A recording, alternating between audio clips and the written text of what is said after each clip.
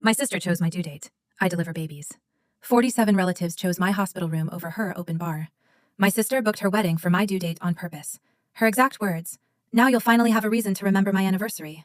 What you forgot is that I deliver babies for a living. 7 years in labor and delivery. We've never gotten along. As kids, she'd take my toys just to watch me cry. In high school, she spread a rumor that got my boyfriend expelled. I moved 3 states away just to breathe. But I came home last spring, met my husband, and by November I was pregnant. Due February 14th. A Valentine's baby.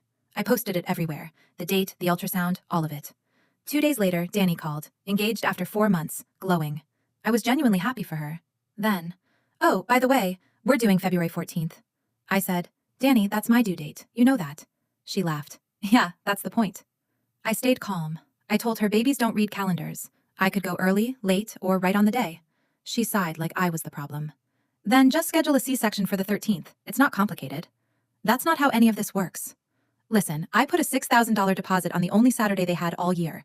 You're not ruining this like you ruin everything. Click. My husband saw my face and grabbed his phone to call her. I put my hand over his. Because here's what Danny doesn't understand about labor. You can't move it. I've watched hundreds of women try to time it around holidays, vacations, court dates. Nature wins, every time. So I didn't fight her. I made calls. My mom first. No venting, no gossip, just, "There's a real chance I go into labor on the 14th. If it happens, can you drive me? Marcus will be there, but we might need backup."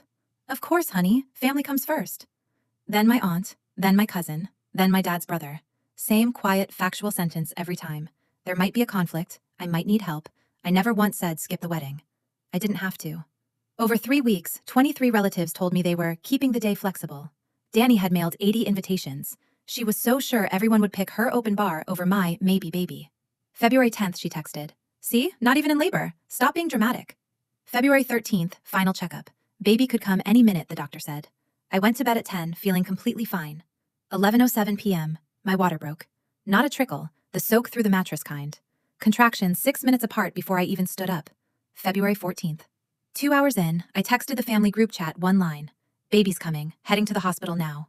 Within 15 minutes, 47 phones lit up with relatives making the same choice. By 9 a.m., Danny was at an altar in front of a room that was 2/3 empty chairs.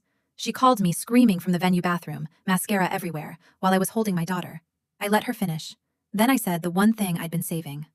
"You wanted me to remember your anniversary. Now you'll never forget mine." I hung up and named the baby after my grandmother. She kept the date. I kept the family.